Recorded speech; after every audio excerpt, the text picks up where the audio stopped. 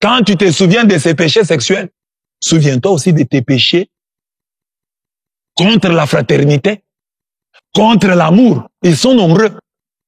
Alors sois humble.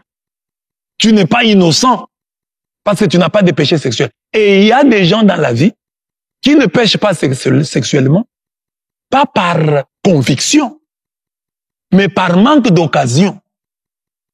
Il y a des gens qui se disent, oh, est-ce que vous m'avez déjà entendu, moi, faire ceci? Mais tu n'es pas beau. Et tu n'es pas belle. Tu as moins de tentations que les gens qui sont beaux. Alors tais-toi. Quand tu ne commets pas de fautes contre les sexes, c'est pas parce que tu es saint, c'est parce que tu es laid. L'abbé Blaise Kanda connaît un véritable succès sur les réseaux sociaux grâce à ses vidéos innovantes qui révolutionnent les sermons traditionnels. Avec un style simple, accessible et empreint d'une moralité positive, il offre une bouffée d'air frais dans l'univers religieux. Ses paroles franches et familières touchent un large public au-delà des frontières du Congo. À travers ses enseignements, il bouscule les idées reçues et invite les croyants à réévaluer leur relation avec le péché et la sainteté, toujours avec une touche d'humilité et d'authenticité. Lui qui n'a jamais péché, parce que lui est allé au-delà du péché sexuel. C'est lui qui n'a jamais péché. Qui lui jette la première pierre. Qui lui jette à cette femme la première pierre. Il va au-delà du péché sexuel. Et ça, c'est une révolution qui n'a jamais changé les chrétiens. Parce qu'aujourd'hui, les chrétiens, tous les chrétiens sont focalisés sur le péché. Le péché originel, c'est notre point focal. Le péché sexuel plutôt. C'est ça notre point focal. Le péché sexuel. Ils ont amené cette femme pour une faute sexuelle. Mais Jésus va au-delà dire que c'est lui qui n'a jamais péché, lui jette la première pierre. Car la loi ne se résume pas ou ne s'épuise pas dans le 6e commandement. Il y a d'autres péchés. Regardez dans nos vies. Tous les scandales que nous avons dans les églises sont souvent des scandales sexuels. Pourtant, il y a des scandales caritatifs. Un pasteur qui n'aide pas. On devrait dire, ce pasteur n'aide pas les gens. Mais si on dit, ce pasteur n'aide pas les gens ne vont pas quitter l'église pour ça. Les gens quittent l'église parce que le pasteur, oh, il est sorti avec telle fille. Ça soit vrai ou faux. C'est ça qui fait quitter les gens l'église. Mais le fait que le pasteur n'aide pas les gens, bon, ça c'est pas grave. 6e commandement. Dieu n'en a même pas fait le premier commandement. Je ne veux pas dire que le péché sexuel n'est rien. Non. Je veux simplement dire que, comme chrétiens, nous devions opérer cette révolution avec Jésus en disant, oui, c'est grave, le péché sexuel. Mais il n'y a pas que ça. Il n'y a pas que ça. Que les gens qui n'ont pas de problème sur le plan sexuel ne se considèrent pas comme des saints. Le diable n'a pas de femme. Hein. Le diable n'a pas de femme. Vous connaissez le nom de la femme du diable? Le diable n'a pas de femme.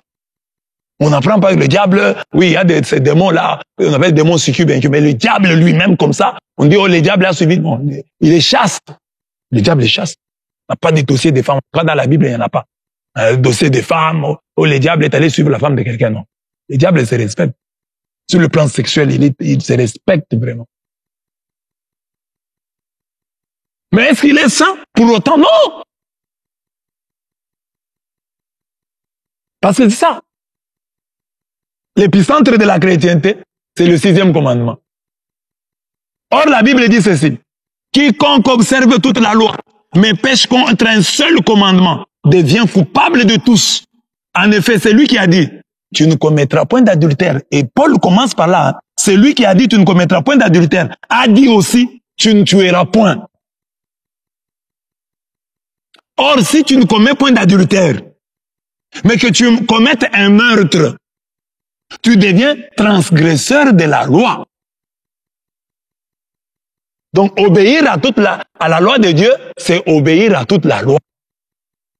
Toi qui es un pécheur, tu ne peux pas venir avec un autre pécheur auprès de Jésus en disant, je viens l'accuser. Toi aussi, tu es pécheur. Tu es aussi péché. Quand tu te souviens de ces péchés sexuels, souviens-toi aussi de tes péchés contre la fraternité, contre l'amour. Ils sont nombreux. Alors sois humble. Tu n'es pas innocent Parce que tu n'as pas de péché sexuel. Et il y a des gens dans la vie qui ne pêchent pas sexuellement, pas par conviction, mais par manque d'occasion. Il y a des gens qui se disent, oh, est-ce que vous m'avez déjà entendu, moi, faire ceci? Mais tu n'es pas beau. Et tu n'es pas belle. Tu as moins de tentations que les gens qui sont beaux. Alors tais-toi. Quand tu ne commets pas de fautes contre les sexes, c'est pas parce que tu es saint, c'est parce que tu es laid. Ou parce que tu es laide. Tu as moins de tentations. Alors, quand tu vois une fille belle là, oh, elle tombe. Bon, je ne dis pas qu'il faut justifier ça, mais je dis, il faut être compréhensif envers elle, parce qu'elle, elle a plus de tentations que toi. La même chose, quand tu vois quelqu'un qui a beaucoup d'argent, qui a beaucoup de succès. Donc, lui, les femmes les suivent. C'est pas comme toi, un pauvre de rien du tout. Quelle femme te suivrait, toi? Même si tu en as un petit nombre, et celles qui vont te suivent avec des problèmes. Il peut être aimé par une femme ministre. C'est une grande tentation. Par la fille d'un ministre. La fille d'un ministre aime un frère, un chrétien, un musicien. C'est une grande tentation. Plutôt que toi qui es aimé par les filles de ton quartier là. Dans la banlieue sud de ta ville là. Dans la banlieue là. Dans le fin fond là. Une telle fille quand il t'aime va te faire beaucoup de dépenses. Mais le musicien chrétien ici, qui est célèbre, qui est connu, peut être aimé, tenté par la fille d'un ministre qui lui donne de l'argent, qui la sponsorise, qui sponsorise la sortie de son album et qui lui demande, entre guillemets, un service sexuel. Tu vois que la tentation est grande. Alors, il faut pas trop condamner les autres. Ah, moi, non! C'est ce que l'ange dit au diable. Quand le diable accuse Josué, le prêtre, Josué, là, c'est un tison tiré du feu. C'est un tison tiré du feu. Même s'il a de la saleté, ses habits sont sales, il a été tiré du feu. Soyons donc honnêtes quand nous devons juger les autres. Je donne souvent ces témoignages. Moi, j'étais encore séminariste à Lubumbashi et j'amène dans mon quartier un de mes amis qui est devenu prêtre à Lubumbashi. Lui est très beau. Il est beau. Je l'amène chez nous à la maison. Alors, dans notre quartier, les gens le voient, et les gens l'apprécient. Les filles de mon quartier disent, oh! Elles s'étonnent. Elles disent, oh! Lui aussi est séminariste. Je leur dis oui. Les filles de mon quartier regrettaient parce qu'elles se disaient, mais lui, il est très beau. Comment un homme, un si bel homme, peut-il s'engager pour devenir prêtre et vivre célibataire? La pointe, c'était que, bon, vous, là, avez parlé de moi, sans me le dire, que moi, avec ma formation physique, j'ai mérité bien d'aller dans ces choses. Mais pas lui. C'était une manière de me dire que lui était plus beau que moi.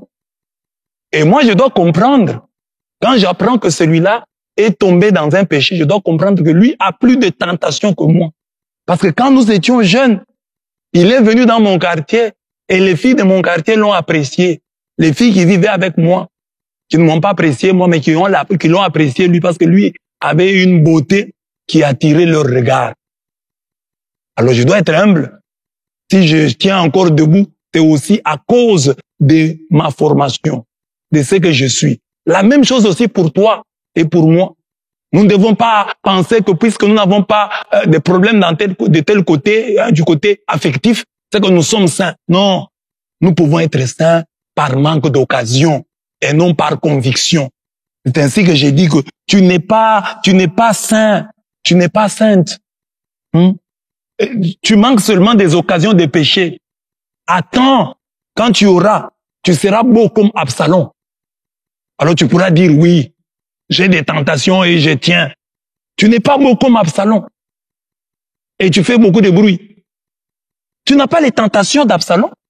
Absalom était beau. On dit de la pointe des pieds au chevet de la tête, il était beau. Alors quand tu as la beauté d'Absalom, et que tu es chaste, tu te maintiens, tu n'as pas de péché sexuel, tu peux encore te glorifier. Non, Dieu m'a donné cette beauté, malgré la beauté, je suis resté saint. Tu n'es pas saint. Tu manques seulement des occasions de péché.